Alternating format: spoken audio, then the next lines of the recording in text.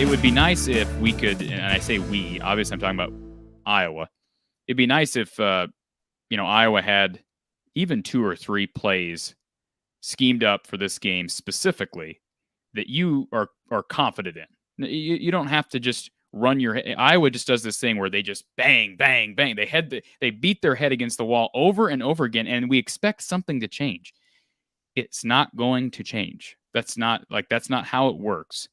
Iowa's got to figure out a way to create, again, 2 or 3 plays similar to the Spencer Petras rollout right, throw back across the field to Nico Reganey we saw against Penn State. That was one play. Ended up being the game-winning play, but that was just one play that Iowa had in its bag. The unfortunate assumption that I'm going to make is that was the only play Iowa had in its bag. Back in the Hayden Fry years, Iowa had consistently, and I know this because I've talked to Don about it, they consistently had 4 to 5 of those types of plays. And when you call the play, if you don't like the coverage that the opponent's in, you simply audible out of it and save it for a better time. But I don't. That is one thing about Brian Ferentz that creativity has just not been there nearly enough. And there have been interesting calls. We've had like these special teams plays, like the polecat against Ohio State and 2017 against Michigan State. We threw a ball to AJ Epinesa out of a punt formation or a field goal formation, one of the two. So we've had weird calls like that, but to me, they're not thought out well enough because we also saw a special teams gaffe against, I believe, Kent State this year, where Torrey Taylor throws to Sam Laporta on 4th down. He gets like 3 yards, but it was 4th and 9, and it was like a 3-yard out. And Kirk said after the game, he's like, "That was just stupid. Well, I don't know why we did that." Well, yeah, we all said that. So this is especially a game where you need that because there is not going to be much offense. I'm confident in saying that. We said it going into Penn State. This even more so because the difference between this game and the Penn State game is Penn State's offense with Sean Clifford is dangerous.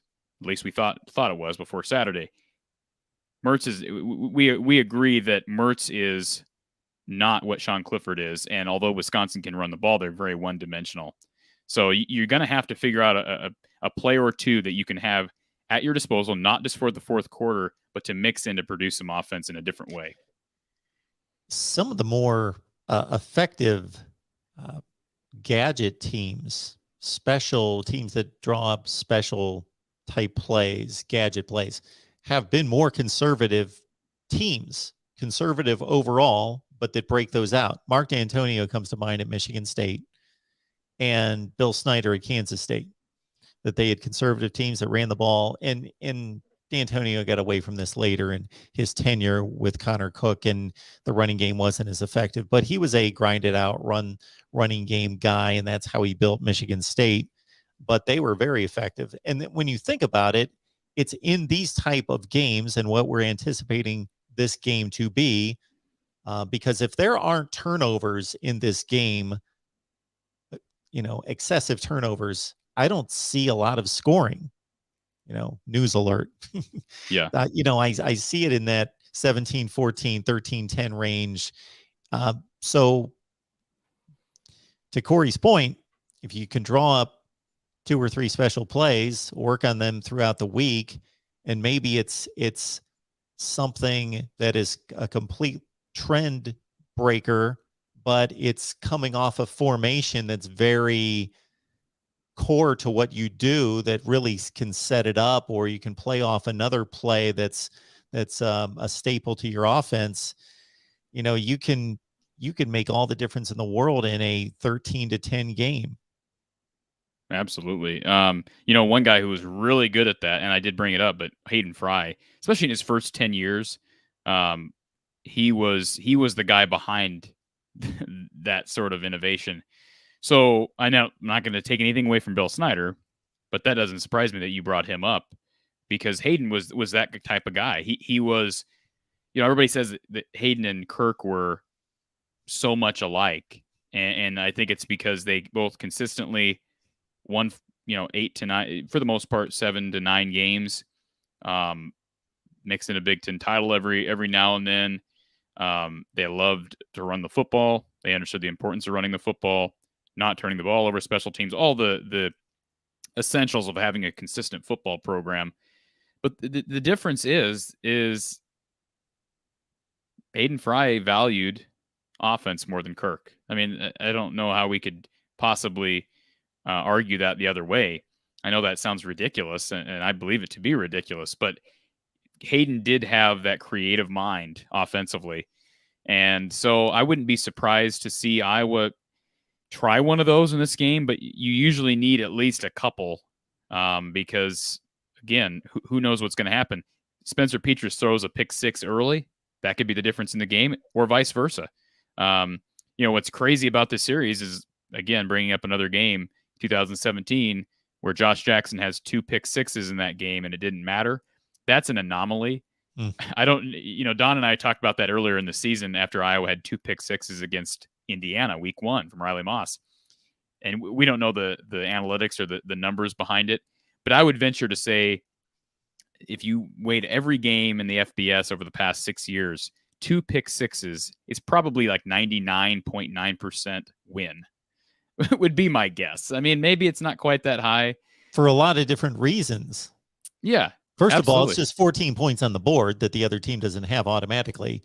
Number two, it speaks to most likely there being better playmakers on one side of the ball and there being mistake-prone, a mistake-prone quarterback on the other side. But just the mere fact that it's a 14-point gain for one side, and in a football game, a typical football game, that's enormous. And then for it to happen in that game between two teams that are on the same level, that's even more of an aberration. You could say if Iowa threw 2 pick sixes against, a MAC school, maybe they survive that and they're okay. Right. Yeah, and I think it's valid to talk about what happened in past matchups. I've brought up 2019 with the 2-point conversion and Tyrone Tracy in the deep ball, 2017 with the 2 Josh Jackson picks, because these teams play the same brand of football. I mean, they are the epitome of consistency. Just look what happened a week and a half ago against Purdue. Iowa lost to Purdue. I don't want to say the same exact way they lost to Purdue last year, because the penalties had a lot to do with their loss to Purdue last year, as did turnovers, but sort of the same deal. They lost the turnover battle. They let David Bell go off, and they lost the game. Year prior, they won, single-digit win, but again, they let Purdue David Bell go off. So, I think to 2017 is obviously one that comes to mind. 2018 was a game in Kinnick where Kyle Groneweg, Iowa's punt return guy at the time. I don't want to say lost that game single-handedly, because obviously there's much more that goes into it, but they had the famous non-Peter call where Sean Byer was blocking a player into the punt, and I'm talking about into the punt return, and I believe it hit him in the back, and it's a loose ball. Wisconsin recovers inside the red zone, and then later in that game, Kyle Groneweg's returning up the right sideline, and I don't even know how he lost the ball, but somehow the ball pops up. Wisconsin recovers. Those are the turnovers that make differences in these games. So special teams will be huge as well. I do think back to that 2019 game. We talked about tight ends earlier, and the battle between maybe 2 of the more underrated tight ends in the entire Big Ten, Sam Laporta and Jake Ferguson. You have 2018 with TJ Hawkinson and Noah Fant were huge in that game, especially Hawkinson with the deep balls downfield. Remember Gus Johnson losing his marbles, as he always does after those 2 pass plays, and then Noah Fant in the end zone. So I do believe that the tight ends will play a huge role in this game. Certainly Ivory Kelly-Martin, he fumbled one last week, and I believe they ended up ruling him down by contact. We talked about it earlier in the season. Kirk has put his trust in Kelly-Martin to correct those issues, but if he does it again, we've got some. I just don't know how Kirk is going to continue to give him the football. Maybe this is a game where if you're comfortable, you allow a guy like Gavin Williams to get some snaps simply because he's that thunder to their lightning. I'm surprised we haven't seen more of Gavin, because I thought he played well in relief earlier in the season when Kelly-Martin was having some issues. Yeah, the game's huge. I don't think, as far as I know, weather won't play into this game. I haven't looked at the forecasts over the last 24 hours, but that certainly plays a huge role in a game like this. But there's no question about it. Mertz is a guy who you can force into bad decisions. Mertz is trying to be a game manager for Wisconsin. But I guess my point in all talking about all these past games is the passing game always ends up being consequential in Iowa-Wisconsin games. And I kind of said the same thing against Penn State as far as big plays are concerned. You play it tight. There's a lot of punts, but eventually a big pass play or a big special teams play will be the difference. It ended up that way against Penn State with the play to Reganey late.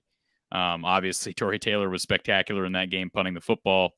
But, 2018, I remember Hornibrook burned Iowa on the game-winning drive in that one. And that's when Iowa really started playing more of that 4-2-5, and in fact, that might be kind of been the start of the cash era, if you will. I mean, I know it's just kind of a weird version of the nickel defense, but they won't be able to do that this year, and I don't believe they have a quarterback that's as and Hornibrook wasn't great, but I don't believe Mertz is near the level of what Hornibrook was as a passer.